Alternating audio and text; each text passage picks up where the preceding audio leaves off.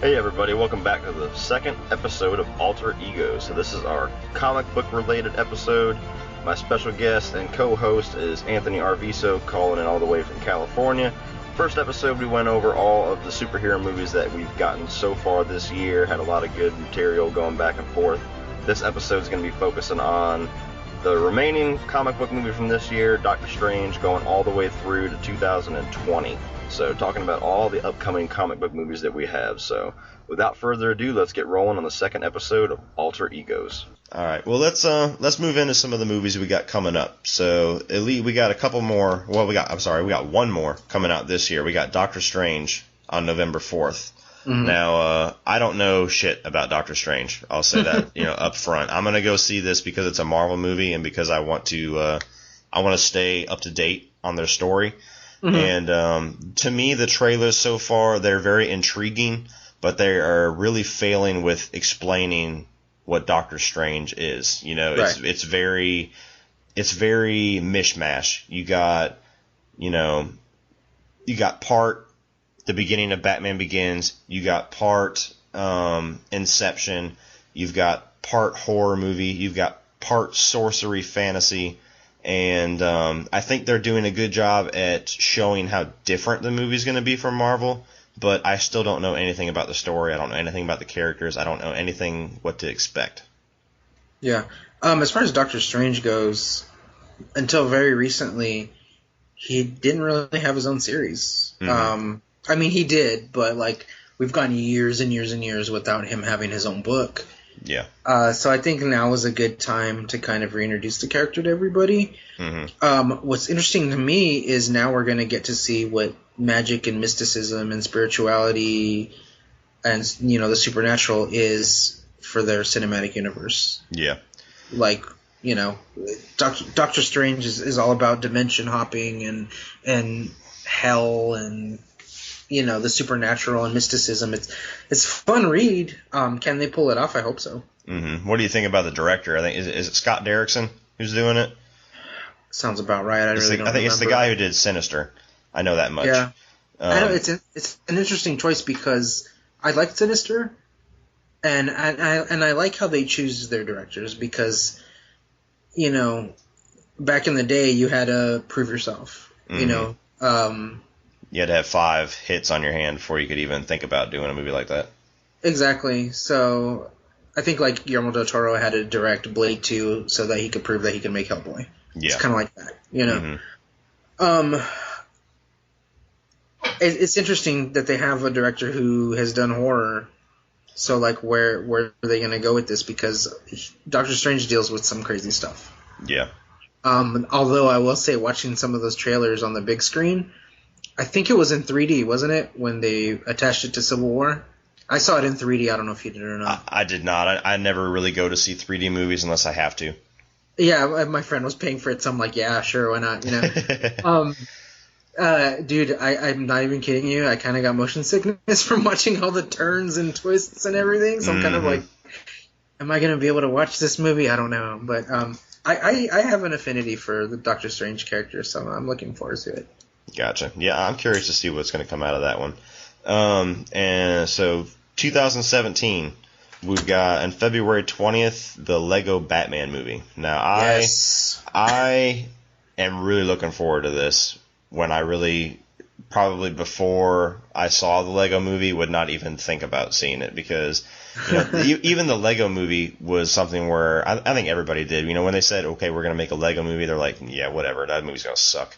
And then I watched that movie, and to date, that movie will make me laugh my ass off. I mean, the Lego movie was awesome to me. And even though it's not, I don't think Lord Miller is doing Lego Batman, but from the trailers, it looks like they're keeping a lot of the same tone and the same humor that they had from, Lego Batman's character in the Lego movie. So I'm curious what's going to go on with that. They haven't really showed anything as far as the villains in the trailers. I know Zach Galifianakis is playing the Joker.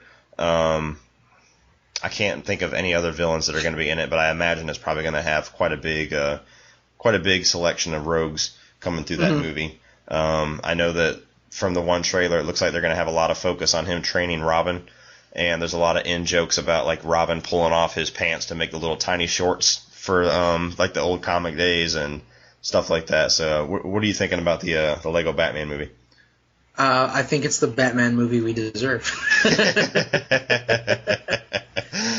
Oh man, yeah, I'm looking forward to it a lot. You know, I'm glad that it's something that I can look forward to taking the kids to. It looks like it's going to have laughs start to finish, which is not something that you expect from a Batman movie, but it's a side of Batman that we don't get to see very often, is the humor. Especially now that we're in the humorless DC Zack Snyder universe, I think it's a good way to break up the monotony. It's interesting because, like, I don't know if you or the kids watch it, but Teen Titans Go is Shane watches that, yeah. It's a funny show, Mm-hmm. you know, and so there's humor there in the DC universe somewhere.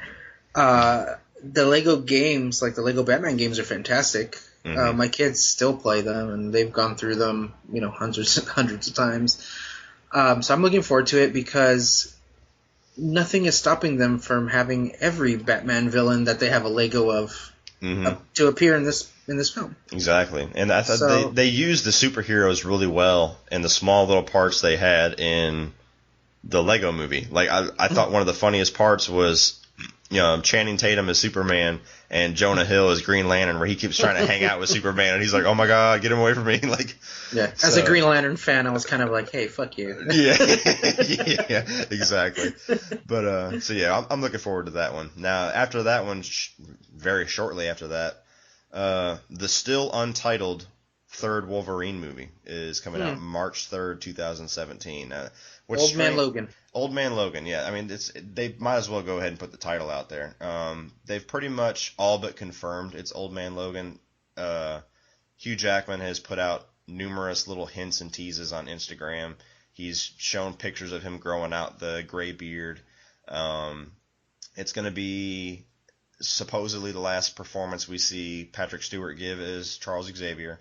Obviously, they're not going to be able to follow the Old Man Logan storyline to a T because there's a lot of crazy shit in that comic. What do you think we should expect from this third Wolverine movie? And it's the same director, James Mangold, who did the Wolverine, which both of us liked.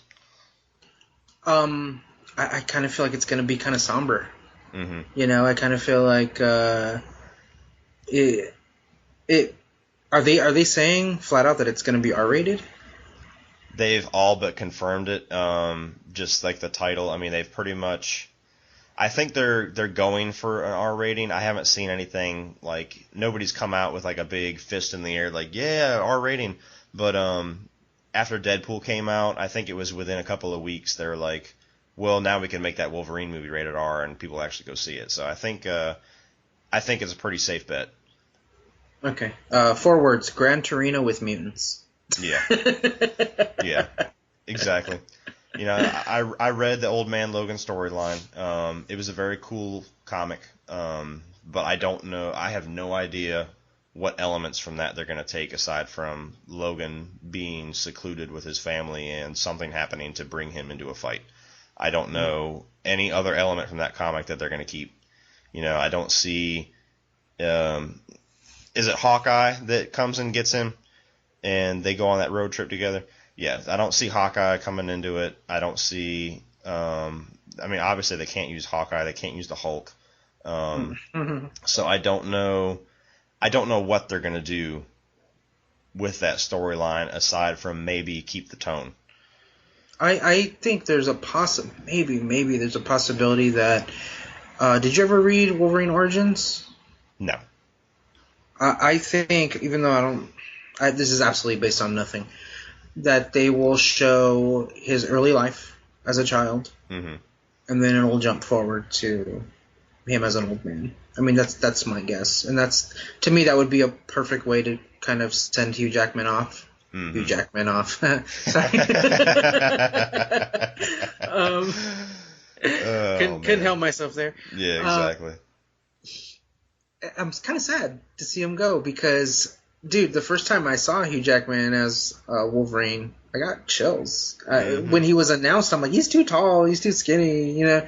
And then when I saw him, you know, when in that cage fighting scene in the first X-Men movie, he just does that turn, you know, and kind of like I'm like, grunts oh, like shit. an animal, and yeah, exactly. It's Wolverine. Yeah. And I'm leaving some cautious optimism that maybe he will come back eventually. I think he just needs a bit of a break. I mean, he's done back-to-back Wolverine X-Men movies for how many years now, and that guy's workout routine and eating routine to get into that shape is fucking ridiculous. So I think if they really knock this one out of the park, I think there's a possibility if they find something good for him to do come back to later on, there might be a slight chance that we can see him later on. It's going to depend on how quickly they want to recast him. You know what I mean? It depends on what storyline they're going with. Now that they've got Deadpool and they're going to start putting a lot of focus on, Cable and the X-Force and stuff like that, they're not really announcing yet any sequel to Apocalypse. They might kind of put that storyline on pause for a little bit. Yeah, I mean, let's wait and see what happens. But I could have sworn like a while ago he said I could do Wolverine for the rest of my life. But he did. Maybe he does need a break. Yeah, I'm hoping that's all he needs is a little bit of a break. So yeah, I'm looking forward to that one. And right after that one, 2 days later, May 5th, we got Guardians of the Galaxy Volume 2. So, yes. Yeah, I was totally taken aback at how awesome Guardians of the Galaxy was. That's my second favorite Marvel movie. There was nothing about that movie that I could criticize. I was, just like with Suicide Squad, minus all the problems that I had to acknowledge, I was having fun in the theater. I was loving every minute of it. I loved the soundtrack. It wasn't distracting. It played a part in the story. I loved all the characters. I felt like they introduced all these wild characters, this wild world, these wild rules, and you never had to play catch up. You were on board, throughout the movie. And they've said that they're not going to focus on Infinity Stones. They're not going to focus on Thanos in this one. It's going to be focused on the Guardians. And they've got Kurt Russell coming in to play Star-Lord's father, Ego. Living Planet. The Living Planet. And they've got Sylvester Stallone in a secretive role, and they've got Yondu's role. Michael Rooker is going to be expanded. I guess he's going to be kind of more a part of the crew. So a lot of things that excite me about this one. Guardians of the Galaxy is the only Marvel movie that I saw twice in theaters. I saw it once on opening day, and I saw it a second time with my wife and my daughter. And I actually took my son with me to see it the first time. And it's also the one that I almost feel like unanimously everybody loves. Yeah. It's just like so well done. The music makes sense. Not to throw a cheap shot at Suicide Squad, but it's there for a reason. It serves a purpose. It's got heart. It's funny. I've been a James Gunn fan for years. I've followed his stuff with Troma and everything after. So it was good kind of seeing him, like, I've literally, dude, I was like friends on MySpace with James Gunn. You know what I mean? Like, it kind of taking it back. yeah. So like, I've actually like messaged him, like, back in the day. And I don't know, it was so good to see him be successful. Yeah. And I'm really, really excited for the second movie because they did the first one so right. Exactly. Yeah, and I feel like they've gotten a lot of the hard stuff out of the way. They've gotten everybody on board with the Guardians. They've gotten everybody introduced as the characters. They've gotten the world set up. They've got the rules set up. They've gotten the small ties to the Marvel universe set up. So now all they have to do is tell a good story.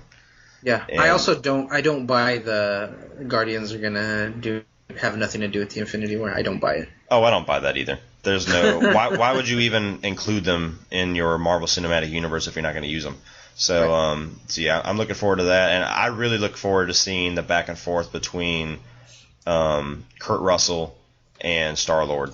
Yes. I think that is perfect casting if you're going to have a father figure that was never there.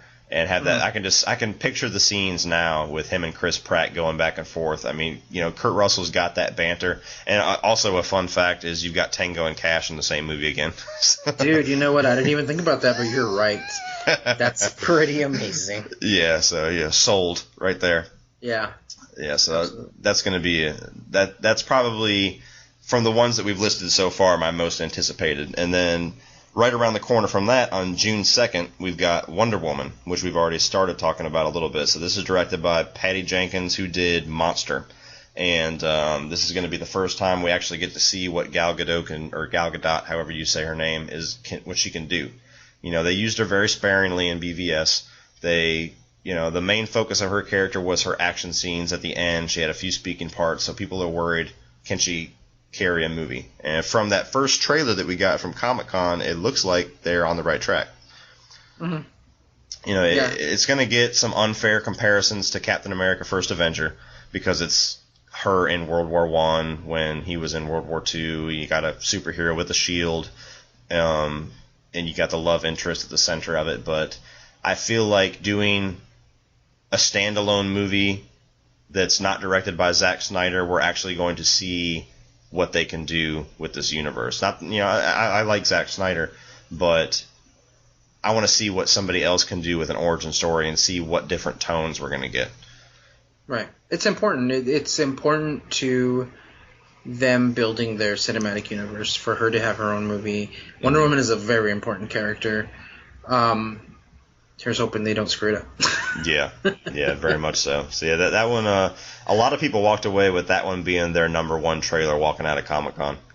Yeah, I wasn't in Hall H because I'm not crazy. Mm-hmm. But I was in one of the DC panels and they showed it, and I was really impressed. I'm like, wow, this looks fun. Yeah, the action looked really good. She looks phenomenal. I mean, there's no denying that she looks great in that suit.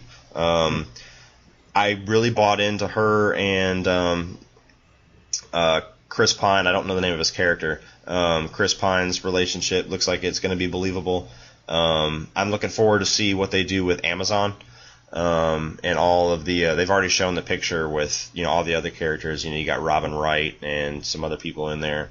So I'm curious, and I'm optimistic. I think I'm going to be really upset if they get a woman who directed a movie like Monster to direct a Wonder Woman movie, and WB sticks their fingers all over it. You know what I mean? Monster was a great film and very dramatic and very tense, and I have faith that she could direct it and direct it well. But I also had really high hopes for David Ayer, and from what I'm hearing, look at those reviews. I mean, yeah. Let's see if hopefully they don't meddle. Yeah, we just got to hope. And I'm curious if the reaction they're getting from Suicide Squad with WB putting their hands on it too much, if that's going to make it worse or better.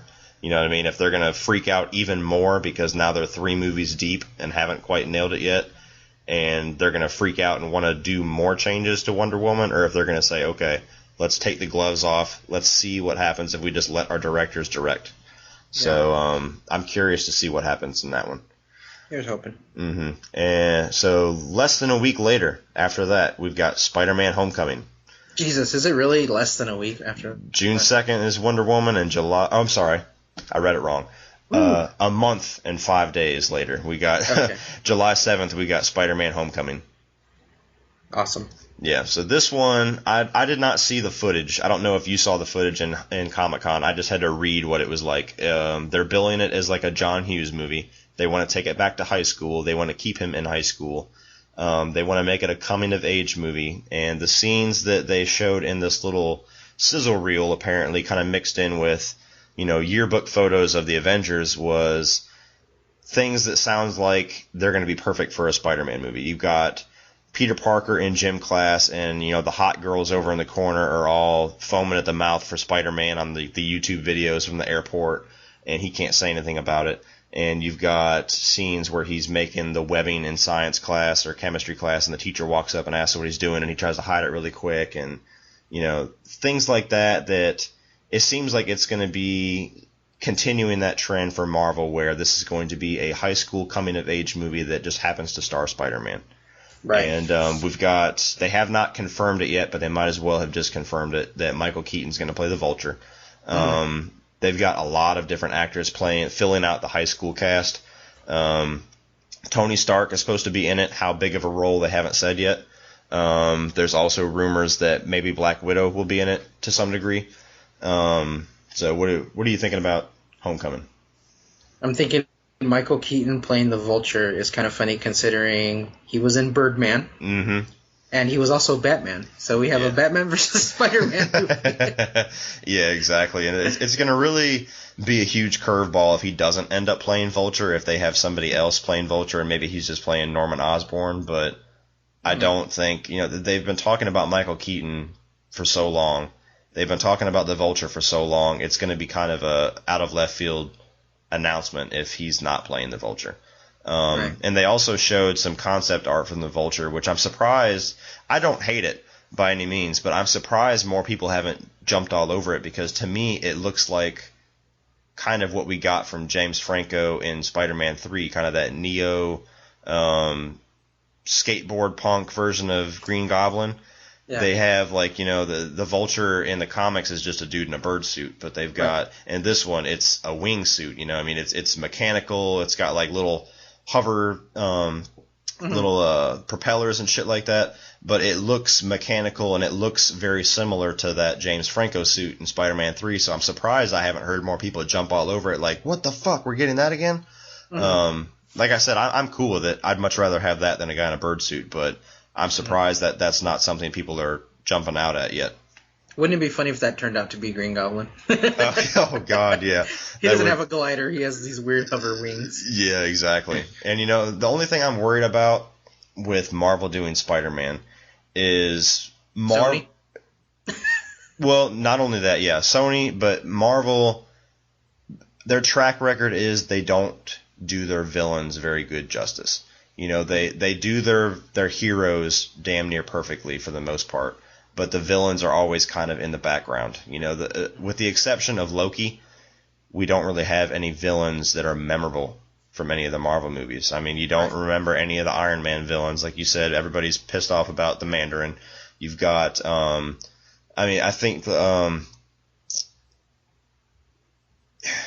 Ultron's not really all that memorable. None of the villains from Thor are that memorable. You got Malekith and the elves. You got, so I'm worried that the Spider-Man villains aren't going to be getting justice, because to me, next to Batman, Spider-Man has the best villains. Yeah. Also, I think worth noting is all the real good villains were introduced in Fantastic Four comics, so yeah, they kind of get stuck with whatever they can use. Yeah, and that is true. I think that their model for their storytelling is they like to focus on their heroes. They don't like to have their villains detract from the superheroes. They don't want a situation like The Dark Knight where nobody talks about Christian Bale or Batman. They always talk about the Joker. You know what I mean? They don't want that. They want their heroes to be the focus, because their heroes are the ones that's going to transcend into the further movies. But I just worry. I'm cautiously optimistic that they're going to do them justice, but I'm worried that the villains like Venom and Carnage and Mysterio and Green Goblin and Hobgoblin, whatever they decide to use, that they're going to be kind of shortchanged. Yeah, here's hoping that's not the case. Yeah, so I'm looking forward to it very much. Now, October 6, 2017, they've got a slot for an untitled Fox Marvel film. So basically, this is either going to be Deadpool 2, Gambit, or X-Force. Now, being that we don't have a Deadpool sequel or a Cable movie, I'm going to go ahead and shove X-Force out of there. So what do you think? Is it going to be Deadpool 2 or is it going to be Gambit? I think it's going to be a Cable Deadpool movie. Mm-hmm. Yeah, I agree. Obviously, they're going to fast-track the Deadpool stuff because they've got so much success with it. I mean, they made Deadpool for like $40 million, and they made almost $900 million with it. So they're going to get that storyline rolling. They've had nothing but problems getting Gambit off the ground, even though they're still swearing that they're trying to do it.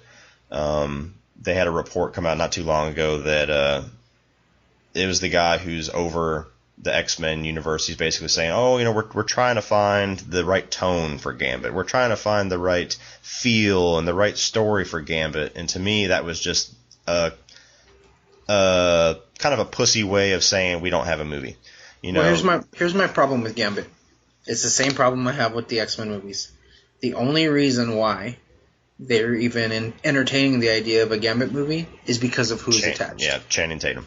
Yeah. Who cares about Gambit? I'm sorry. I loved Gambit in the cartoons. I loved him in the 90s X-Men comics. Mm-hmm. Who cares? Yeah, and I've pretty much said the same thing. I was touching on the story that I was just kind of alluding to, and it was either this past episode or last week's on my movie news episode, and I was pretty much saying, okay, Gambit's great, but Gambit does not need his own movie. Gambit needs to show up in an ensemble movie. He by all means introduced Gambit, but he doesn't need his own movie. He doesn't need a $250 million budget. They don't need it. So here's hoping that Deadpool 2 gets that slot, unless they have something in their sleeve that they're not even announcing yet.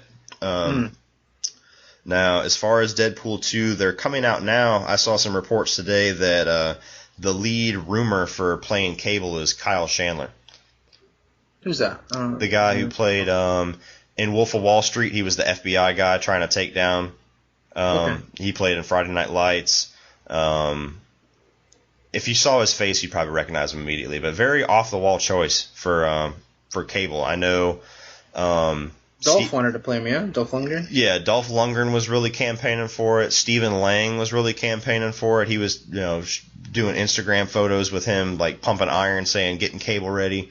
Who's the other guy? Ron Perlman was really campaigning for it. Come on now. How can you say no to Ron Perlman? Yeah.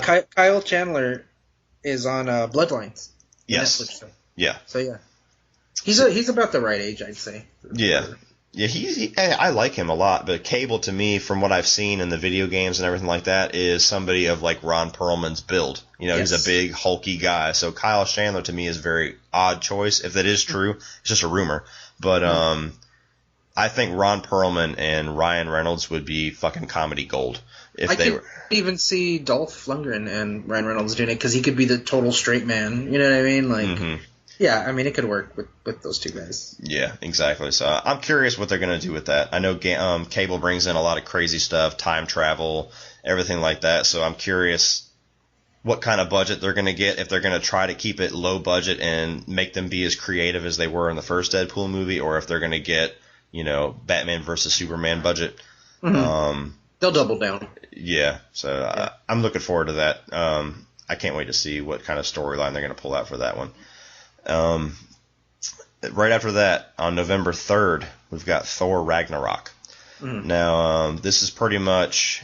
I don't know what to expect from this because I've been getting a lot of different mixed signals as far as what storyline they're taking. I've heard that it's like a buddy cop universe kind of movie. I've heard this is basically Marvel's version of Planet Hulk. I've heard a lot of different things. They've got kind of a leaner, meaner look for Thor. They're going to have a lot more Hulk in this. They've already released pictures of like his gladiator armor, stuff like that. So what are you thinking about this one? I think they're not being honest and not calling it a Hulk movie. Yeah. I think because their first Hulk movie wasn't all that successful, and they've always said like, oh well, Hulk can't carry his own movie, so they had to just kind of have him riding on Thor's coattails for this one. Yeah, you might be right. This might be just kind of testing the waters, you think, but billing it as Thor so people will get in the theaters, but testing the waters to see if a Hulk movie is well received. Yeah, that makes sense. I'm curious. Thor and Hulk had some of the best moments in the first Avengers movie. They had a lot of good comedic back and forth. I'm curious how big Bruce Banner's role is going to be in this, and how much Hulk it's going to be. They have to figure out where Hulk has been, because he kind of went off in sadness at the end of Avengers Age of Ultron. I did too. You get to play the little Hulk theme right here from the old TV show. Yeah, exactly. You're hitchhiking in the background. Yeah, that was me. Fuck this Marvel universe. So yeah, that's a big wild card for me. I don't know what to expect until I see a trailer. I've seen, like you said, and it makes a lot of sense what you're saying. I've seen all of the info coming out that's Hulk focused. All I know about Thor is that he's in the movie, So, and that Cate Blanchett is playing the villain Hela, apparently. So, curious about that one.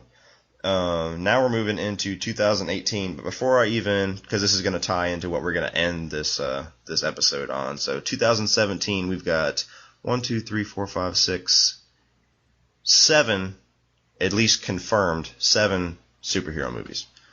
Nice. Now 2018, Black Panther, February 16th. Now this is directed by oh shit, what's the guy's name? He's the one who directed Fruitvale Station. He directed Creed. Oh, dude, it's on the tip of my tongue. Me too. I loved both of those movies, though. So Yeah, me too. I was really shocked at how much I liked Creed. So it'll come to us. But Black Panther, they've got, they introduced him in Civil War. They're saying that this story is going to focus on two villains trying to basically take the crown from T'Challa. And one of the villains is already confirmed to be played by Michael B. Jordan, which he's playing Killmonger, which I don't know anything about Black Panther, but from what I'm hearing, that's like his Joker. Right. And the other villain they haven't announced, but I think it's safe to assume that it's Andy Serkis playing Claw from the small scene he had in Age of Ultron. So, Black Panther, what are you expecting from this one? It's directed by Ryan Coogler. There you go. Took me a while. I'm looking forward to it. I think it's time that we get a strong African American superhero lead film. It's just time, and Marvel's gonna handle it well. They got a really good director. They got I said African American even though he's just African. Oh well. It is semantics. Yeah, exactly. Potato. Yeah, strong black character. Everybody needs representation. I know some people in the past on the internet aimed like, oh, this is like the PC move, but it's not, because Black Panther kicks ass. Yeah. And it's necessary. And he's a great member of the Avengers. His scenes in Captain America: Civil War were fantastic. Just as a hero, he kicks ass, and it's great. And I'm really, really excited for this. Yeah, I'm excited for it too. I'm curious. I loved everything about him in Civil War. I'm a big fan of Michael B. Jordan. I'm curious and excited to see him play a villain, because he's always played the lead guy. Just like you said, it's a big move for diversity in Hollywood. It's a big move for diversity in superhero movies, and they've got a stacked cast full of African and African American actors. They've got the I forget her name, Lupita Nyong'o from 12 Years a Slave. They got her playing in there. They're gonna really hit it home with that one. Yeah. I don't know anything about Black Panther, but I'm probably most excited as far as the new characters coming in. I'm probably most excited for that one, because he was kick-ass in Civil War. And I was really looking forward to seeing where they take that storyline. So I'm jacked about that one. Then March 2nd, 2018, we have our second untitled Fox Marvel film. Now this one, again, is either Deadpool 2 or Gambit, or I will throw X-Force into this one. So if they have Deadpool 2, what date was that? Let me check again. So October 6, 2017, if that's Deadpool 2, do you think they will shove X-Force in March, so about 5-6 months later? Or do you think they're going to be spaced a little bit farther apart? I think they'll be spaced a little further apart, but I think it's time maybe to lay off on the X-Men movies and start going into the other teams, which means X-Force, X-Factor, you know what I mean, and New Mutants. Wasn't that rumored, a New Mutants film? Yeah, I have that. There's another untitled Fox Marvel film on June 29th of 2018, which I had New Mutants under because I didn't write it down. I think when I was compiling this list, there was a lot of rumors that they already had that date solidified for New Mutants.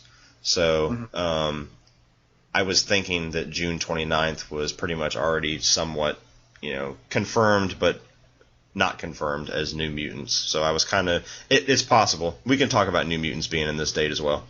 I guess it could really be anything, because they haven't announced anything, right? Yeah, exactly. It could be anything. So yeah, either Deadpool 2, Gambit, X-Force, New Mutants, or something we haven't even heard of. The only thing... Or Fantastic Four. Oh, God, yeah. It's very possible. I'm gonna be shocked if they continue with that. I'm gonna be shocked. They'd have to do it without Michael B. Jordan. Yeah, they definitely would. So yeah, it could be any of those. As far as the New Mutants, so educate me a little bit. The New Mutants, now I'm probably going to sound like a fucking idiot. Is this the New Mutants as far as the ones we were introduced to in Apocalypse, the new first class mutants, or is this something completely different? Well, so now they can pretty much go anywhere with this. But originally in the comics, the New Mutants were the class of mutants that took place after what I guess we would consider the second class of X-Men, who were, the first class was Cyclops. I gotta go through it. Cyclops, Angel, Jean Grey, and Iceman, Bobby Drake. Right? Those were the original, and Beast. That was the first class. Okay. As far as the comics go, the second class of mutants would be, Storm, Wolverine, etc., etc. I mean, those are the important ones you need to remember. Mm-hmm. Nightcrawler, right? So the New Mutants were the next class of mutants after them. Okay. And they had their own series, and it felt very different at the time from what was going on in the mainland X-Men books. Yeah. And from the New Mutants spun off when Rob Liefeld took over. We got Cable, we got Deadpool, and then X-Force came out from them, and then the original class of X-Men became X-Factor, mm-hmm. and then X-Factor became something. Dude, comic books are confusing. Let's just forget all that. But what you need to know is that the New Mutants are kind of like a splinter group from X-Men as we know. Okay. Interesting. Yeah. All right, so it could be any of that. We'll look forward to a surprise there. The Flash movie is supposed to come out March 16th of 2018. So they've got, I don't remember what director is on this currently. They've had a lot of switch-ups. They got Ezra Miller starring in it. They've already casted Joe, Iris, Captain Cold, and I think they may have cast Reverse Flash. I don't know. But I don't know the story direction. Obviously, a lot of that's going to take place. Did we skip over Justice League? I think we did. Yeah, we did. Oh, shit. Well, let's talk about Justice League real quick then. I don't know why the fuck I missed that. That's coming out November 2017, so I think I missed it underneath Thor Ragnarok. Uh-huh. So, yeah, so Justice League. So we had the trailer come out, and huge change of tone. You've got you got Bruce Wayne cracking jokes. You've got the Flash, who's probably going to be our main source of comedic relief. You've got a really grim, brooding, badass-looking Aquaman. Cyborg's barely in it. And you didn't really get much of a sense of the story, but they're saying basically that it's going to focus on the mother boxes. Steppenwolf's going to be the villain, probably. They haven't said anything about any resurrection of Superman, but you have to assume by the end of the movie Superman's going to be back. Mm-hmm. So basically Bruce Wayne's going around recruiting all these guys, and we have the arrival impending of Apocalypse. So what's your thoughts on Justice League? Still directed by Zack Snyder. I think that, as we've learned, you can get the dailies from your movie. Mm-hmm. And make a trailer out of anything and make it look like it's going to be whatever tone you want to do. Mm-hmm. I'm going to approach this one just completely open-minded. Mm-hmm. Because it is a Zack Snyder film. Mm-hmm. Now, what do you think? Do you think Zack Snyder is going to have as much control as he had over Batman v Superman? Do you think that they're going to pull the reins on him? Do you think that Ben Affleck's going to steal a lot of the authority? Do you think Jeff Johns is going to steal a lot of the authority? What do you think about that?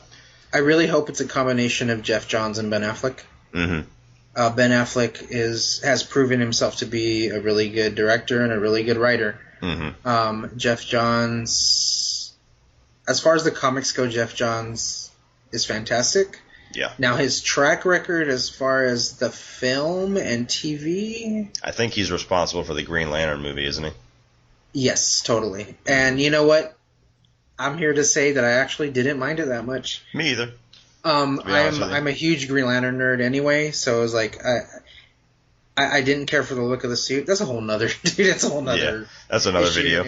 Yeah, but I mean, again, I'm just gonna approach it with let's see. I'm not gonna be fooled by trailers anymore. Let me just put it that way. Yeah, I'm kind of the same way. We got 3 different trailers from Batman v Superman. We got 3 different trailers from Suicide Squad. The first one made it look dark and broody, and the second one made it look like a music video. So, I mean, like you said, they can make it look however they want. I think that Zack Snyder is in a really shitty spot with this one. Just to play to his defense a little bit, because I feel like if Justice League comes out and is fucking great, and everybody loves it, and it's universally acclaimed, that Ben Affleck and Jeff Johns are going to get the credit. And I feel like if it comes out and it's a shit bomb, that Zack Snyder's going to get shit on, and everybody else is going to be, oh, it was already too late. So I think he's in a really fucked up position. I don't think he's going to get any credit for any changes he may make.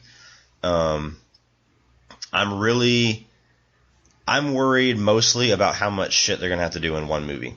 Because they have to establish Aquaman, they have to establish Cyborg, they have to establish the Flash, they have to establish the villain, they have to explain what the fuck mother boxes are, they have to bring back Superman at some point, and they have to set up the next movie. Yeah.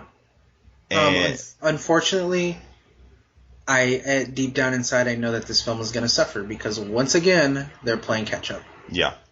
Yeah, you're right, and and I'm curious too at how much focus Cyborg is going to be, because I'm probably least familiar with Cyborg, but at least in this trailer, I feel like he may be getting Hawkeyed in the movie. He's going to be in it for the sake of being in it. Yeah, that's unfortunate. Yeah, they've already said that there's like 3 mother boxes, and one of the mother boxes is inside of Cyborg. It's what created him in that little small snippet scene that we saw in BVS. Mm-hmm. So I feel like that's going to be his only purpose in the movie, is he's one of the mother boxes. Now, I could be wrong, but from the trailer, that's what I gathered, is he's there just to be there, because he's part of the Justice League, not because they have a story for him. Mm. Yeah, it's interesting, because in the comics, they've definitely given him a bigger role. Mm-hmm. And when I was at Comic-Con, I went to quite a few of the DC Comics panels, and one of the things that they were emphasizing was that they wanted to focus more on Cyborg.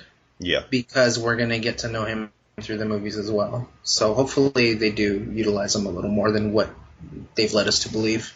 Gotcha. And what do you think about the change of tone for Batman? Because I know that they're trying to explain it as because Superman sacrificed himself and made this huge, larger-than-life sacrifice, that now Bruce Wayne has this new outlook on life, and now he wants to be the Bat that Gotham deserves, and he wants to not kill anybody and brand people like he was in that movie, and he wants to be more heroic and kind of live up to what Superman was trying to do, when in reality they're just trying to backpedal because everybody was pissed off that Batman was killing people. Yeah, exactly. So how do you think they're going to handle that change of tone from the dark, pissed off, if he's 1% evil, I have to kill him, Batman, to, well, I need to be a hero?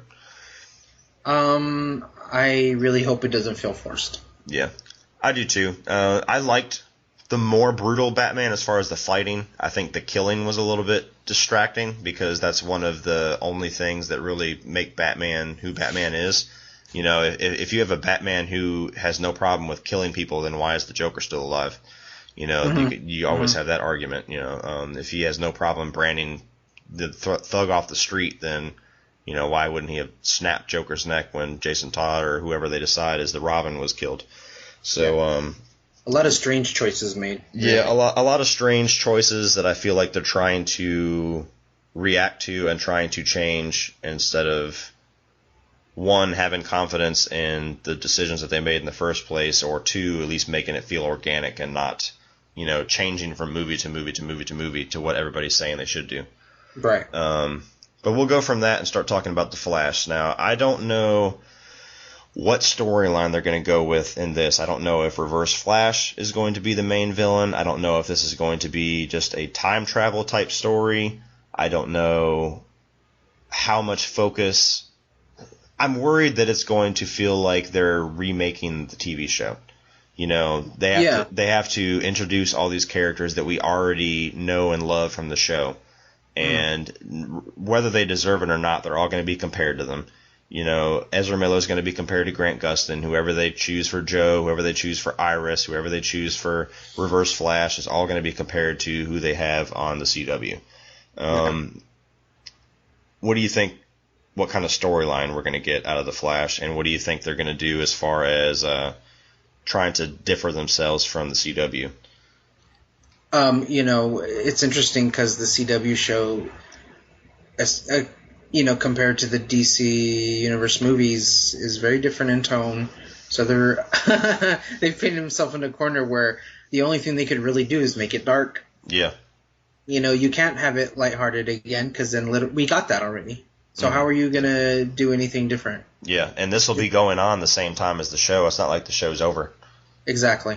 So it's going to have to probably have a darker tone than the show. Mm-hmm.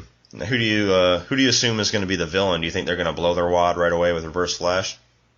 I hope not. I think it'll probably be. I'll tell you what I want to see. I want to see his Rogues Gallery together. I want to see Captain Cold and Captain Boomerang, and I want to see Mirror Master, and you know what I mean, like all the weirdos that he's got, because he's got an interesting Rogues Gallery. So I would love to see, him kind of go up against them. It doesn't even necessarily have to be like big actors to play them. But did you say that they already had casted Captain Boomerang? Or? They had. Oh no, wait, they already do because he's in the Suicide Squad. Yeah, they do. Yeah, so there you go. Mm-hmm. Captain Cold. Was it Captain Cold who was casted already? Captain Cold, I don't have the cast in front of me, but I remember about 2 or 3 weeks ago they've casted Joe, they've casted Iris, and they casted Captain Cold. Uh-huh. So yeah.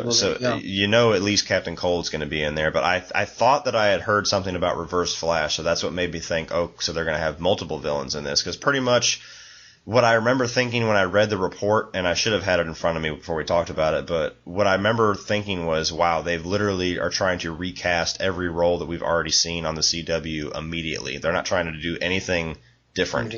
Yeah. And that's what was worrying me. They're not trying to pull any villains out that we haven't seen. They're just trying to give us an alternate version for what we already have.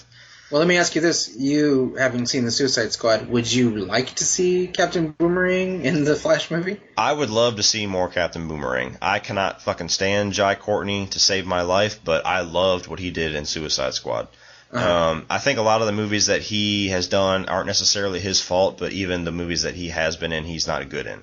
He's very boring. He's not a screen presence. I feel like he's one of those actors that, because he has that leading man look to him, Hollywood's tried to shove him in every movie, like they did with Colin Farrell in the early 2000s. They did it with Taylor Kitsch. They did it with Sam Worthington. They try to put him in everything and say, okay, guys, this is your new movie star. I hope you like him. And he ends up falling off the radar because nobody really responds to him. So he's basically generic white guy space marine from video games, is what you're saying? Yes, exactly. But I loved what he did in Suicide Squad. He's one of the characters that I felt was not utilized enough, at least in the cut that I saw. I loved everything about what he was doing. He was very comedic. He was utilized correctly. He wasn't taken too seriously. When you have a guy named Captain Boomerang, you can't be too serious with him. So I thought that they did really well using him in that. And it would be funny to see him show up in a Flash movie, whether or not he's going to be the main focus on the villain side or if he's just going to show up. Because, in Suicide Squad, have you already read about the scene that the Flash shows up in? I'm trying to think of, have I? No, I don't think so. Okay. Go ahead, though. No, go ahead. All right, well, when they're introducing all the characters, they show a small scene where Captain Boomerang, whenever he was arrested, and the Flash is the one that takes him out. So, okay. He's robbing a bank, and he throws a boomerang into a guy's head, and he's walking out with the money, and then the Flash, a bolt of lightning comes, and the Flash is like, no honor among thieves, huh? And he looks around, he's like, what? And then all of a sudden, and he flashes in the screen, and that's how he got taken out. So they've already kind of planted the seeds, I guess, of him being tied to the Flash. Cool. Mm-hmm. So yeah, well, that's going to be a big wild card. I feel like the Flash is going to be their avenue for doing a lot of different storylines. I feel like they've alluded, at least what I took out of that scene where the Flash shows up in Batman v Superman, is them alluding to Injustice: Gods Among Us. Whenever he's like, you were always right about him, and Lois Lane's the key, and I'm curious where they're gonna tie that in. Where I think that they could use the Flash to, if they do want to tie it to the DC universe, or the CW universe, they could do it very easily with the Flash. Yeah, for sure. I haven't read the storyline, but the Crisis on Infinite Earths I know is a big storyline they could do. They could also do Flashpoint at some point. Right. Mm-hmm. There's a lot of avenues they can take with the Flash, so I'm curious which one they're going to decide to come out the gate with. Yeah, and that's another thing too. Totally on the nose.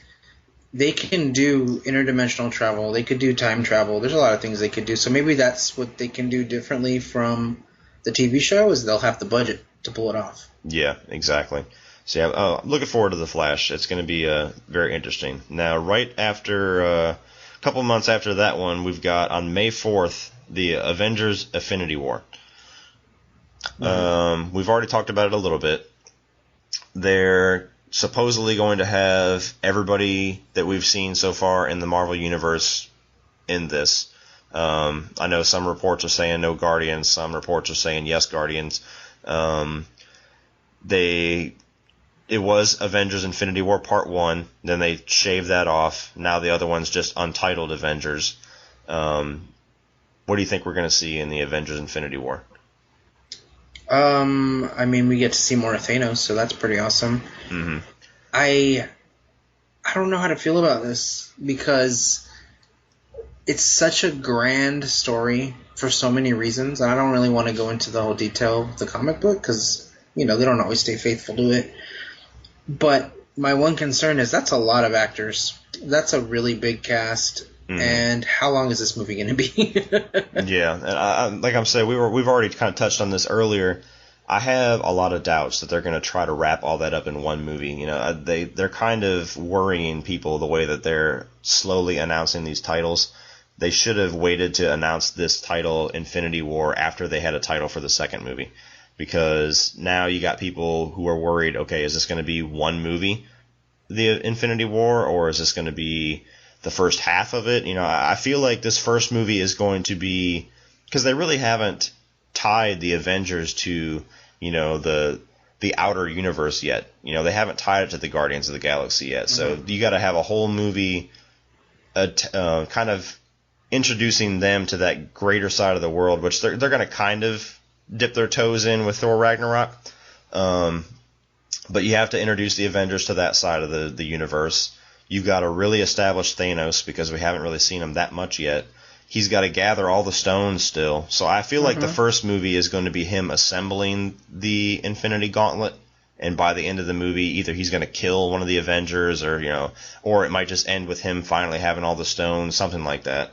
Right. And the second movie, whatever they decide to call it, will actually be the war itself.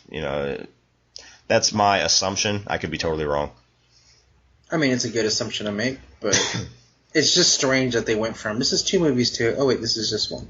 Yeah. That's just weird. Like, why did they come to that conclusion? Yeah, I don't know. And it was weird. I don't know if they're doing it because they don't want to make people worried that they're only going to see half of a movie in 2018, because, people are getting pissed off with this trend with, novel to film adaptations like The Hunger Games and Twilight, right, where they split shit into 2, and you go to see all the rising action in the first movie, and then you get no climax, and then the second movie is basically all the payoff with no build-up. So I think they're trying to protect themselves from that assumption, but at the same time they're creating another worry with, okay, are we going to shove all this into one movie? I don't know. So, we'll see. Yeah, we'll see with that one. Now, from that one, we've already talked about, there's an Untitled Fox Marvel film, June 29th, we've already talked about. After that one, July 6th, we've got Ant-Man and the Wasp. Oh, man, I forgot about that. Mm-hmm. Yeah. So, they pretty much all but confirmed it at the end of the first Ant-Man that the Wasp was going to be in the sequel. Now, what do you think the storyline is going to be for this one, being that it is after the first Avengers Infinity War. Obviously, Ant-Man is not going to... This is either going to take place before that movie, or this is Ant-Man doing something separate in between those two movies. Is this going to go back and show more of Michael Douglas and his wife that we still haven't rescued from the crazy world yet? Or is this going to focus... This is going to be another heist movie? What are you expecting from this? Do you know the history there with Hank Pym and his wife? No. Okay. They're probably better off not going into it. Long story short, he was very abusive to her. Oh, okay. Yeah, so I kind of feel like the reason why they made Scott Lang Ant-Man instead of him is because of that. Mm-hmm. But that's all. That's neither here nor there, I guess. This movie is such a blank slate. I mean, it could really go anywhere. I kind of feel like if they're going to say, let's cancel one of these movies, this is going to be the one that gets axed. It doesn't feel necessary. Yeah, it's possible. I don't know. I haven't seen Marvel axe anything yet aside from the Inhumans movie, and that's just because they want to distance themselves from the TV universe so much. So I don't know. They seem pretty ironclad in their plans. I'm just confused. Not confused, but I'm just up in arms a little bit about where, if Ant-Man's not going to be in the Infinity War, it makes sense. But where the storyline is going to fit, because you only got Ant-Man and the Wasp and Captain Marvel in between the two Infinity War movies, and Captain Marvel makes sense to have in between the two Infinity War movies. Yes. So I'm just a little bit unsure about where that storyline is going to fit in the scheme of things. Yeah, no. My dream idea for this movie would be that we don't see Ant-Man or the Wasp at all in the first Infinity movie, but in their movie, we actually see how they were there the whole time. We just didn't see them. You know what I mean? That's pretty good, yeah. Like a smaller scale, like. Or yeah, I heard a lot of people make jokes about that in the first trailer for Civil War, and they showed that scene where the two teams are running at each other, getting ready to start fighting, and everybody was like, "Where's Ant-Man?" And somebody was like, "He's there, you just can't see him."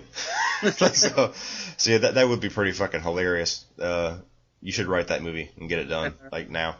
I'll work on it. Yeah. Right after that one, like 2 weeks later, is a movie that I can't believe they're still doing. An animated Spider-Man movie, July 20th. Yeah, I don't know. Maybe this is their Lego Batman. Maybe, but what's weird to me, I don't know, if they do like Miles Morales, I guess it would make sense because it would be a different storyline, but to me this is still one of those ideas that should have gotten squashed when all those email hacks came out of Sony, that they just haven't quite put the pin in yet. They still haven't put the pin in that Men in Black, 21 Jump Street crossover. They still haven't put the pin in this one either. It just seems very weird that they want to establish this new Spider-Man, but they want to do an animated series on the side. This is confirmed for theaters, right? Yeah. And have they said what kind of animation? Is it hand-drawn or CG, or they haven't said? They haven't said. That's interesting. Yeah. At least not that I've read. They may have confirmed CG, but I honestly haven't read anything. All I've read is that it's still confirmed for that release date. And it's going to have nothing to do with whatever's going on in the MCU. Yeah, so they haven't confirmed if it's CG or hand-drawn. All they're confirming is that release date, and it's going to have absolutely nothing to do with the MCU Spider-Man. Weird. Yeah. So I don't know. The only assumption I can make if they do continue with it is that they got something really, really different they want to do, or they're going to do a Miles Morales storyline to kind of have diversity. Maybe it's a Spider-Gwen story. Yeah, something. But very, very odd choice that because Sony's still trying to do. It sounds like Sony's still trying to do their own thing while letting Marvel help them. So it's kind of an odd choice. And then a week later we have Aquaman, July 27th, which is going to be directed by James Wan. So, what are you expecting to see out of Aquaman? It's funny. I know you don't follow wrestling at all, so um, every time I see Aquaman, all I think of is Roman Reigns. So Yeah. it's so weird. Anyway, I really like James Wan, so I expect that the studio doesn't get in the way of his vision. I would hope so. He's definitely a director that I have no fears with. Every movie that he comes out with, I like a lot. He said that he's going to have some horror elements in Aquaman, and he chose Aquaman over The Flash. They gave him the option of which one he wanted, and he picked Aquaman, so he must have some kind of either drive or some kind of unique idea that he really wants to do. And they've confirmed that the villain is going to be Black Manta. Yeah. So, from what I'm gathering, that's his main nemesis. Oh, yeah. Do you think, this is something that I was going to discuss a little bit in my movie news episode, but it'll be a good topic for here. Do you think it's a bad idea I don't know if this is an origin story, but it's at least his first standalone movie. Do you think it's a bad idea to have your main nemesis in your first movie? No, I think it's the way to go. Yeah? Yeah, I think the main nemesis, the main foil to your superhero is just as important. Yeah. So the mistake would be if you kill them off, right? That was my problem always with the 89 Batman, was that they killed the Joker off in the first movie. Yeah. No, I mean, look,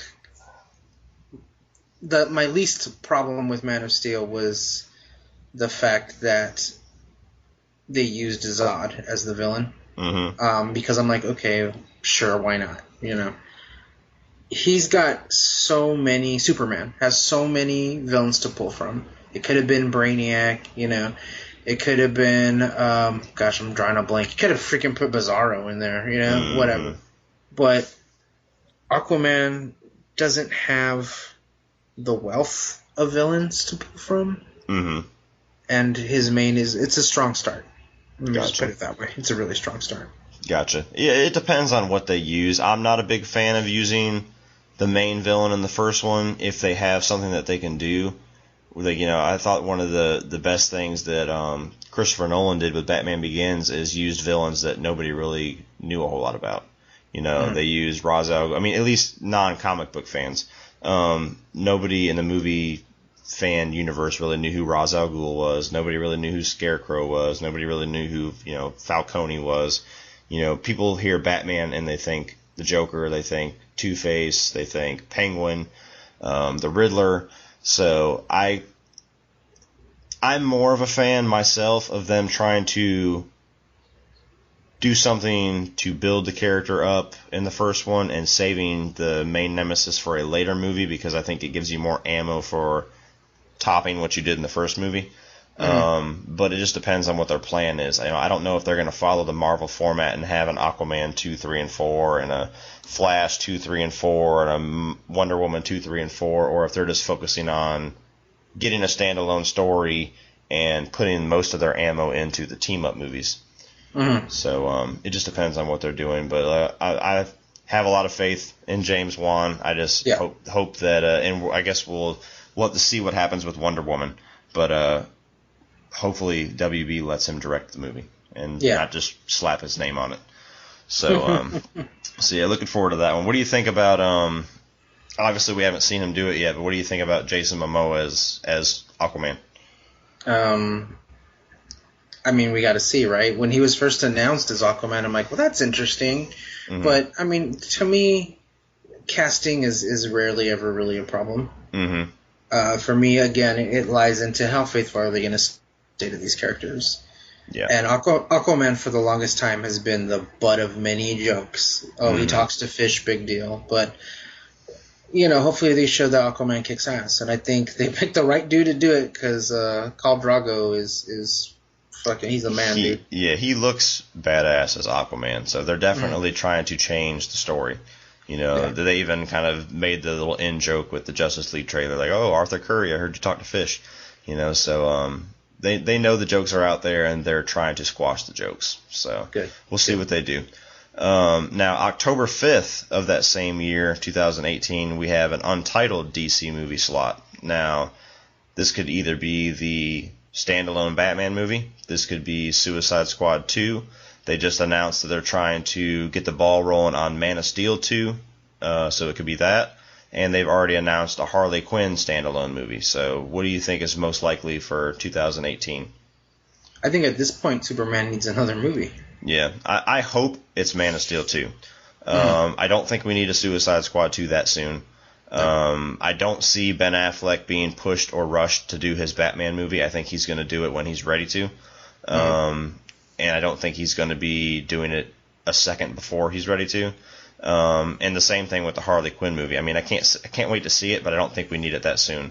I think they need to really fine-tune that one. So, yeah, I hope that it's Man of Steel 2, and I hope that them coming out this week and announcing, yes, we're going to do a Man of Steel 2, even though we've avoided talking about it, that's what's going to be in that slot. And right before, the only problem with that is, actually, let me look. Justice League, now I got it on my list here, Justice League for 2018. So let me see. No, I thought they had already announced that they were going to do another Superman movie.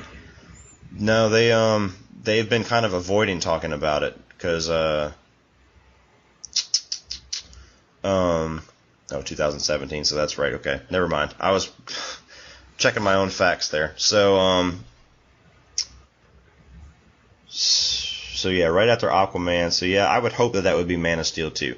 Now, the Justice League Part 2 isn't until, which we're not going to get in depth with that one just yet, but that's June 14th of 2019. So Jesus Christ, that's so far in the future. Yeah, exactly. So that would be, about 8 months or so between a Man of Steel 2 and Justice League Part 2. So if they revive Superman at the end of Justice League and they don't try to do like the Dark Superman, like from the Death of Superman storyline or anything like that, if he's just back and he's, the Superman that we all know, that would be a perfect opportunity for them to do a Man of Steel 2, because he's back. They've thwarted whatever they think they've thwarted at the end of Justice League Part 1. Then Man of Steel 2 comes out. We finally get a Superman movie. And then, just in time, we have Justice League Part 2 less than a year later. So, Man of Steel 2 would make the most sense to me. Yeah. If I had to pick one, I would obviously love to see the Batman movie, but like I said, I don't think they're going to rush Ben Affleck to do that. I think that I would not be surprised, even though I think that's the movie that everybody's clamoring for the most, I wouldn't be surprised if we don't see a Batman movie until after the Justice League movies have already come out. Very true. So we got that, and then March, so that's all of 2018. Now, again, so I'll do this so that we can lead into our topic at the end. So 2018, we have 1, 2, 3, 4, 5, 6, 7, 8, 9, 10 confirmed superhero movies.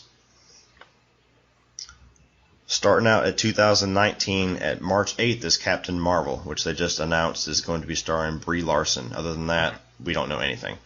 So, what are you expecting out of that one?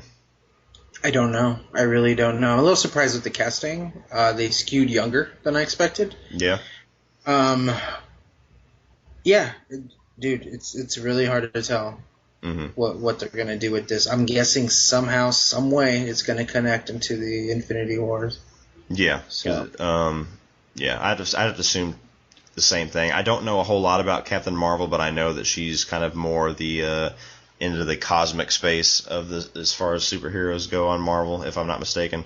So that would make sense that they would introduce her, get her established. I don't know if maybe she would show up in a small scene in the first of Infinity War movie, and then they'll elaborate in her standalone movie, and then we'll see her play a bigger part in Part 2. Maybe something along those lines, but I like the casting. Like I said, I don't know a whole lot about the character, but I like Brie Larson. I liked what she did with Room. Did you see Room?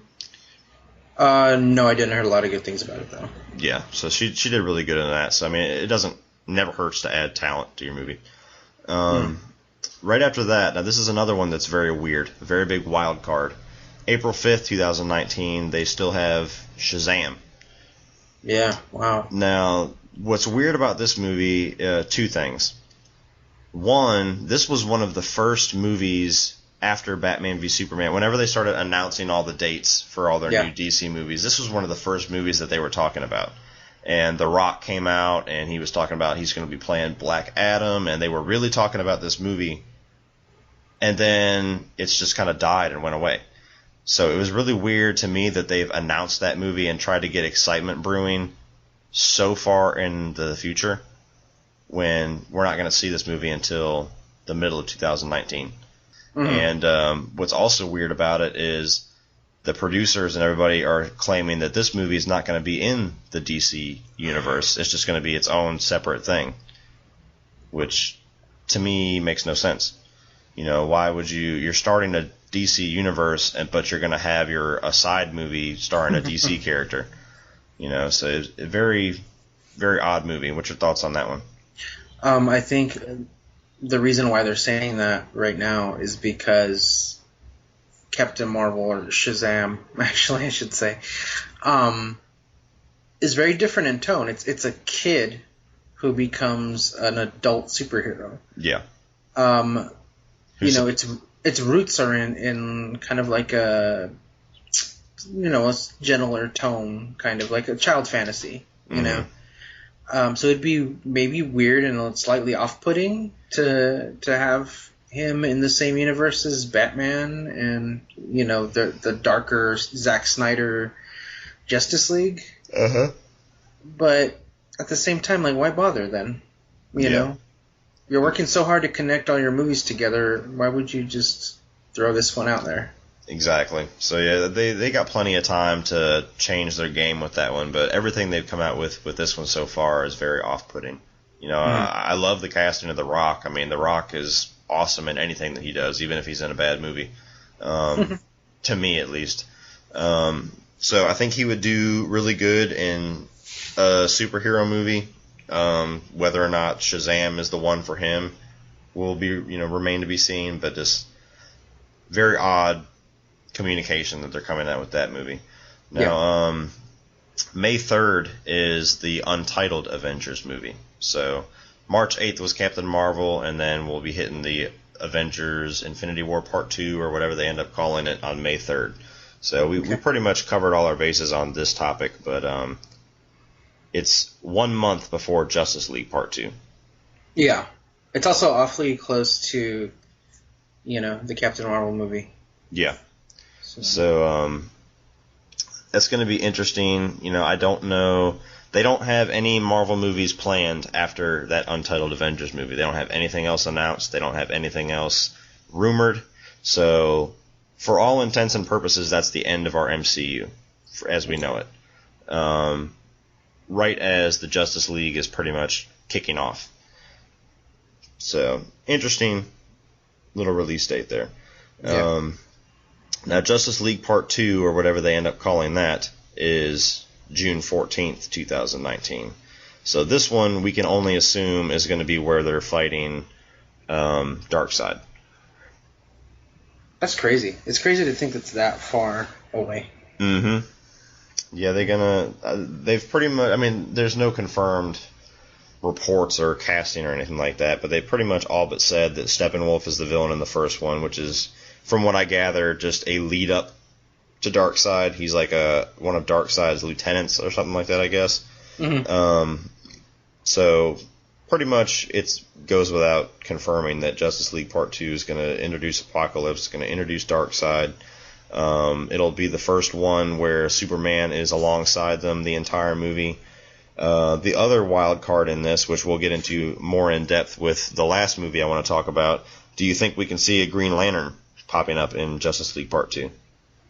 Probably not, honestly. As much as that pains me to say, I still think they're trying to distance themselves from the last one. Mm-hmm. All right. We got another untitled DC movie on November 1st, 2019. So the last one that was untitled was October 5th of 2018. So now this is a year and 1 month later. So we'll take Man of Steel 2 off the books because we're going to assume that Man of Steel 2 was 2018. So between Batman, Suicide Squad 2, Harley Quinn, or maybe another idea of what you have, what do you think we're going to see? Had they mentioned a Cyborg movie? I could have sworn that they did. April 3rd. That's the next one. 2020. Shit, sorry, I jumped ahead. No, you're good. This is I'm guessing Batman, right? I would assume so. I mean, it's right after Justice League ends. So Justice League would be a summer movie. Batman would be, in the Oscar season. So that would make the most sense to me. November's not really a release date for kind of a fun side story like Suicide Squad or Harley Quinn. That's more of a May, June, August type release date. So yeah, I'd have to assume that they're holding that one open, hoping that Ben Affleck can do a movie that soon. If they don't do Batman, I honestly don't know what else it would be. I don't know. I don't think they would put, like I said, it could be Man of Steel 2, but we're going to try to ignore that one for right now. I can't think of what other standalone movie they would want to stick there. Yeah, it's hard to tell at this point. Also, in all honesty, the way things are going right now with WB and the whole DC thing, what's not to say that they don't follow through with all this stuff? Oh yeah, no, that's definitely a very, very strong possibility that all these dates will change or get taken off completely. Yeah. That's a big curiosity in my mind. I'm curious if they keep going down the road they're going down, if there ever will be a point that they'll abandon this DC universe. I hope not, but I'm curious if there is a point where they're going to throw in the towel. Yeah, it's just kind of hard to trust them at this point with their knee-jerk reactions to how their movies do. Yeah, exactly. Well, let's talk a little bit about Ben Affleck's Batman movie. What do you expect to see from that? I don't know, but I know that... Okay, let me rephrase that. I expect to see Joker. I definitely expect to see an interaction between Joker, Batman, and probably a lot of Bruce Wayne. Probably more than people realize. Yeah. Other than that, I don't know. I trust the people involved, and that's really weird to say when it comes to DC because I feel that way about a lot of their filmmakers, right? Yeah. This is all rumor. The only things I've heard come out of is that there's a rumor that Ben Affleck's current Batman script has a ton of Batman villains in it. And there was also a rumor that it could take place at Arkham Asylum. Now, I don't think that Ben Affleck is going to try to make an Arkham Asylum movie. I think that if it does have a ton of villains in it, I think it might go more along the lines of a kind of like the approach that they did in The Long Halloween or Hush, where the villains just are part of the key storyline. I don't think it's going to be a type of thing where he's stuck in a room or he's stuck in a building and they all just happen to be there. No. I expect it to be similar in tone to The Dark Knight, where it's like a crime thriller that happens to have Batman in it. Because that's what he's done in his movies so far. I expect that we're going to see, at least I hope that we're going to see more of the detective side of Batman come out. One of the things that I said that I liked a lot about what they're doing with the Telltale game right now is that they're introducing a lot of that detective side, because to me, that's a side of Batman that gets glossed over a lot in the movies. Oh, yeah.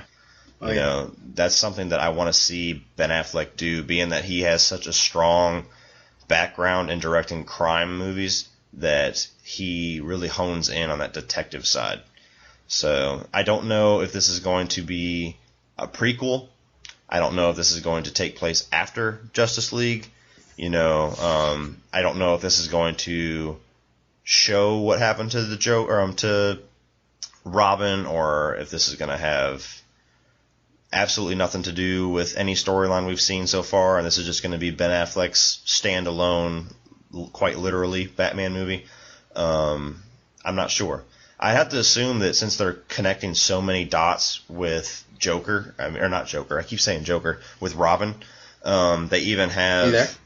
They have so many connecting dots so far with the death of Robin that I have to assume that they're building up to that at some point, at least either showing it or building up to like a Red Hood type storyline. Because even in Suicide Squad, when they're introducing Harley Quinn, when they're showing her stats and everything like that, like the neon stats, one of it says accomplice to the death of Robin. So they're really trying to hammer that into people's heads that Robin's dead in this storyline. So I have to assume at some point, whether it's in this movie or later on, that we're going to get either a flashback sequence showing what's leading up to that, or maybe a prequel that shows what happened with the death of the family storyline, or if they're just going to beat that into the ground so that they can introduce Red Hood at some point. Part of me really hopes that they don't try to make this take place before the other movies, because you're just muddying up the waters doing that. You know what I mean? Like, just tell a cohesive narrative. Just let's move forward. Maybe go back and tell a little bit about what happened, but there's no need to make it take place before the other movies, because studios like to assume that the average moviegoer is an idiot. So they don't want to cause confusion there for the most part. So, I don't know. I think it's cool if they elaborate on it, but I have a feeling that all we're getting right now as far as what happened to Robin is all that we're going to get, really. Yeah, it's possible. But we'll have to see with that one. That's a big wild card in there. Now moving on to Cyborg, which is supposed to come out April 3rd. Now, like you were saying with Ant-Man and the Wasp, might be the first movie to get yanked. I have to assume this might be the first movie that DC yanks, if they yank anything. Yeah. It's truly unfortunate, but you're probably right. Yeah. I kind of feel like this movie should have came out before The Flash. Well, another interesting rumor, I've also heard some rumors that The Flash is going to be like a team-up buddy cop movie between Cyborg and The Flash. That could work, because I don't know that Cyborg could carry his own movie. Yeah, exactly. And that would be something different where that would really shift them away from CW. So I'm curious about that. Now, I don't know anything about Cyborg, so I don't know what storyline they would follow, if he has his own villains or if he's just kind of primarily just a Justice League character. But like I said, that's the one that I know the least about as far as he's definitely been mostly like a team player. So he was a Teen Titan. And then recently he's been a member of the Justice League, so he's always kind of just been a part of a team. Until recently he got his own book. So they're definitely trying to, especially from what I gathered from Comic-Con, is they're trying to establish him, like I said earlier, in a much bigger role, because he's going to be basically the face of the Justice League as far as the movies go. So. Gotcha. We'll have to see with that one. Now, this one, I'm sure you're probably going to be the most interested in.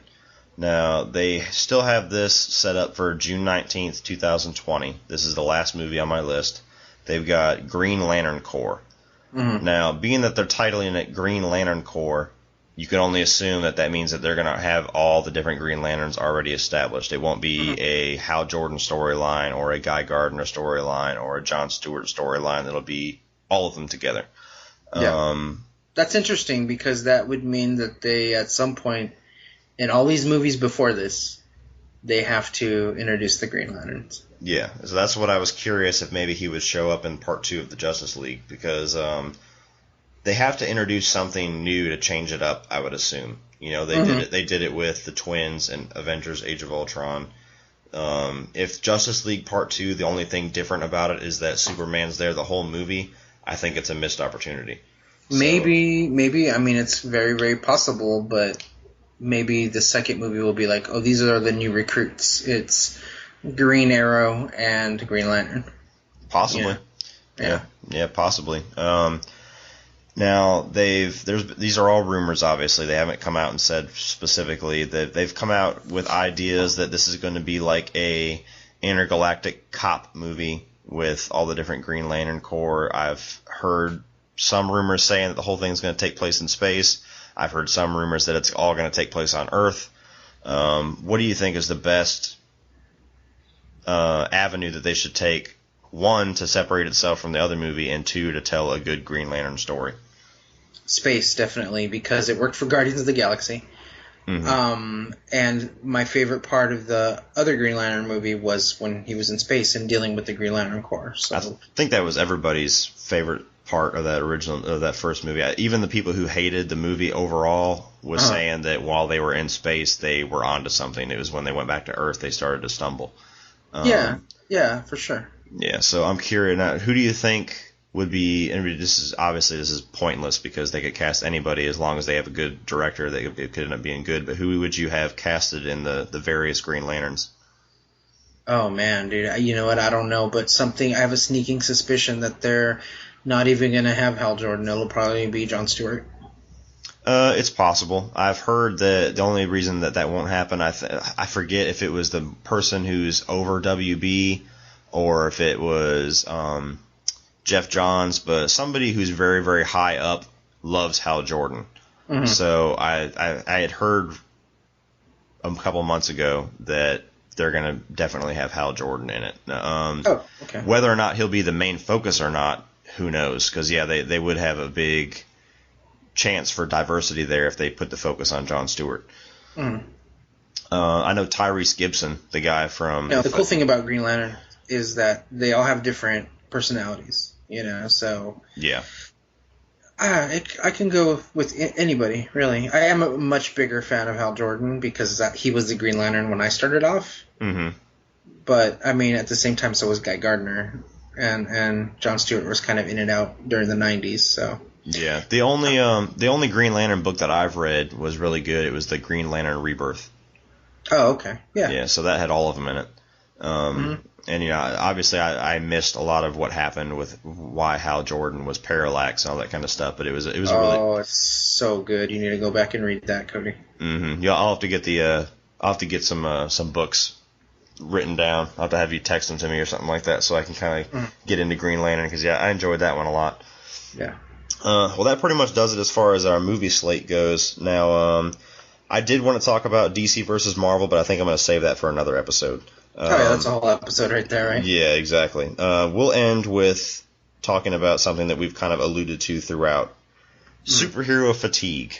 Mm-hmm. Is it real? Is it not real? What's your thoughts on it? I think it's, as somebody who's been reading comics for 25 years, it's very real.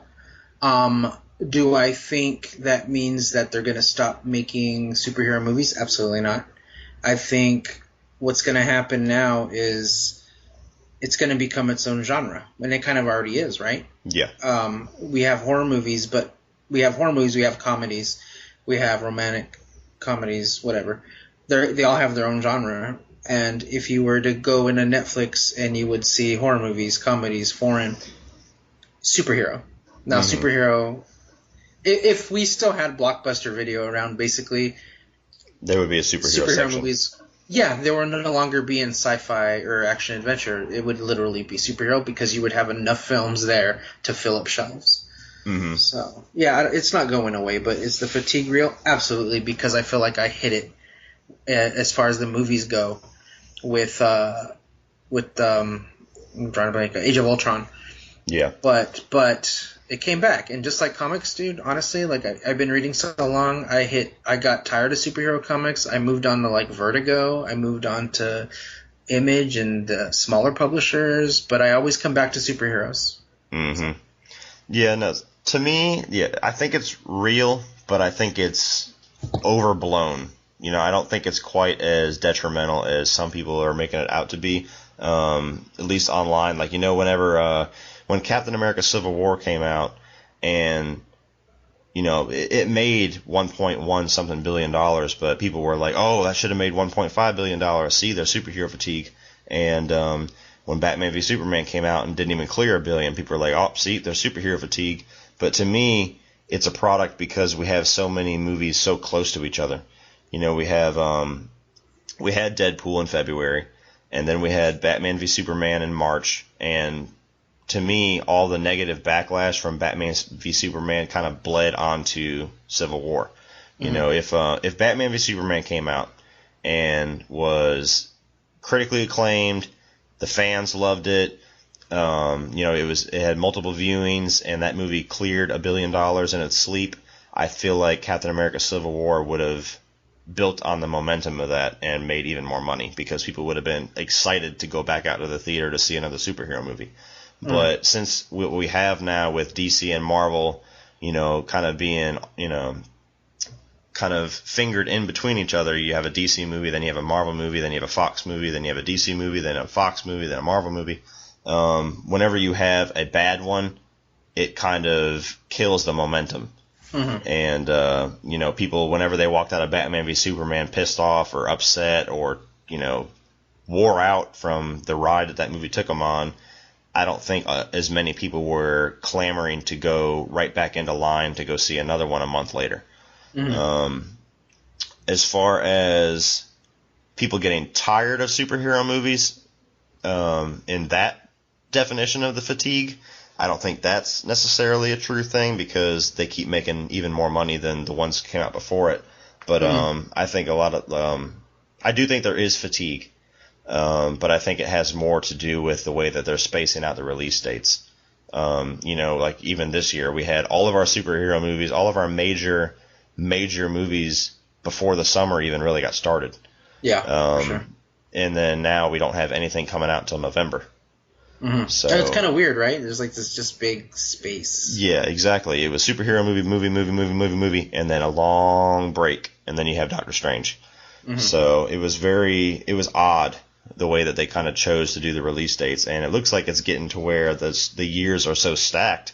Especially, that's why I was saying how many movies we got coming out in 2017 and 2018, where it's literally every month. I mean, we've got we got one in March. We've got 2 in March. We've got 1 in May, 1 in June, 2 in July, 3 in July, and it's going to be to a point where the summer movie season is going to cease to exist, and it's going to be all year long. Because before this year, if your movie was anywhere close to January or February, that pretty much put a stamp on it that that movie sucks, and if April was the earliest you were going to see a big blockbuster movie, and now it's getting to where it's going to be all year long, and they need to kind of break up the fatigue. They need to start embracing that more. You need to have like a superhero movie in January, one in March, one in May, one in August. Just break it up a little bit more, and I think that fatigue that is there will kind of alleviate more. Well, they definitely also need to keep in consideration that it's a good idea to explore other genres at the same time. Yeah. So, have a heist movie, have a comedy, have a sci-fi adventure. Also, we're not even taking into account the fact that we're probably going to have a new Star Wars movie every year. Yeah. We're going to have more Star Trek movies. We're going to have more franchise films, and I think that kind of weighs in the fatigue sometimes too, as far as moviegoers are concerned.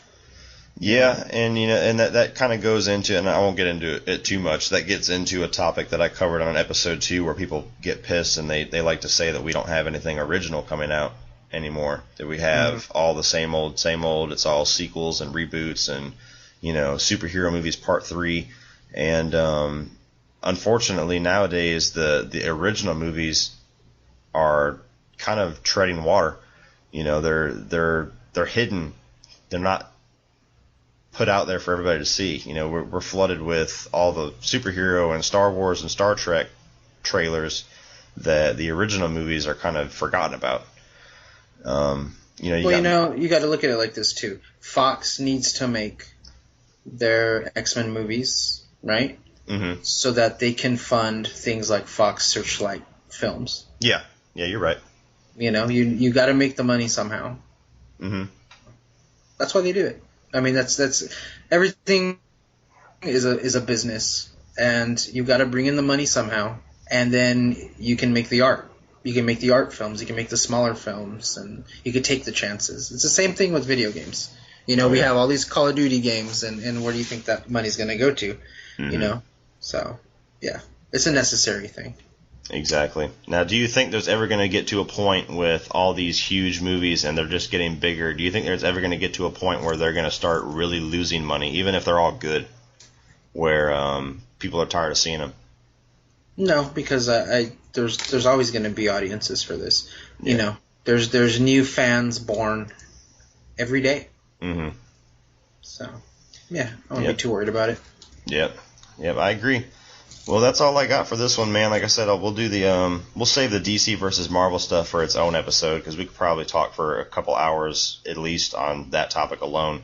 But I think we covered some pretty good stuff with this one. This is a long one, huh? This is a long one. yeah, it's really long. You know, I might have to pull some editing tricks. But we got some good stuff there. Is there anything else that you wanted to kind of talk about or wrap up with? As far as our movie slate and stuff like that? No, I mean, you know, I'm looking forward to seeing what's to come. I'm actually really curious about all those untitled projects. I'm curious too. You know, as far in advance as they're planning, it's kind of shocking that they still have things that they're considering untitled. You know, they got movies planned all the way out to 2020, yet we have movies next year that they don't have a title for. So it's kind of a crazy little mishmash there. Yeah, for sure. I would also say, please read the comics also. Yes, exactly. It is a whole other world. I mean, I can be there to attest that. You know, I grew up on the movies, and that was the only thing that I knew. So, for one, if you love these characters and if you love the storyline, you don't have to wait 2 years to see them again. You can go and you have ungodly amounts of stuff that you can go look at right now. You know, that's what kind of drew me to comics in the first place, was that I had a Batman itch that I did not get scratched with BVS, so I had to go find somebody else to scratch it, and I found it in the books. So, it's definitely a whole other world. There's a lot of great storylines there. It gives you a lot of unique perspective whenever you see the movies that you didn't have before. It gives you a lot more to speculate with, which gives for a lot more fun conversation with like we're having right now. So yeah, it's definitely I second that. If you're a fan of all this, if you love the movies, if you love all this, the direction that Hollywood's going with all these cinematic universes, go check out what started it all. Absolutely. Yeah. Well, awesome, man. Well, it was a good little first show here. We'll get some more of these going. If you have some ideas for some other episodes, go ahead and bounce them off of me. If you are you and your cousin going to be starting up your podcast again anytime soon? You know what? We're really considering it. The Nostalgia Pack podcast. It's a nice little podcast for people who miss old things. So there seems to be a demand for it. You know, you can go on YouTube and my name is Grindhouse Rat, all one word. And I put up the music show that I did. I did a couple of them. It's called The Midnight Drive. And they're trippy little shows that focus on music from movies and video games. So, I mean, that's worth looking into. But, yeah, I think we'll probably be back and possibly have you on if you're down. Hell yeah, that'd be awesome. Yeah, I was a big fan whenever you guys first came out with it. I remember I was in the gym listening to the Quentin Tarantino episode. And the Midnight Drive stuff was cool too. I think you were taking requests, and I requested the Phantasm theme, and then I was listening to it, and then all of a sudden that music came on. I was like, "Hey, that's mine!" That was fun. The editing was fun on that one, man. It's a chore, but it's fun. It was fun to do. Yeah, that was cool. Well, awesome, man. Well, if you have nothing else to add to this one, I'll go ahead and we'll cut it off here before we end up with a Batman versus Superman runtime. Yeah, so all right, guys. Well, this is the first episode of Alter Egos. Go ahead and like and subscribe below on SoundCloud, YouTube, and Facebook. Leave any comments for me or Anthony. I'm sure he'll see them down below in the comments section. And you can also reach me in Twitter using the hashtag the Cody Leach Podcast. And again, man, this is a lot of fun. I appreciate it. Thank you for having me on.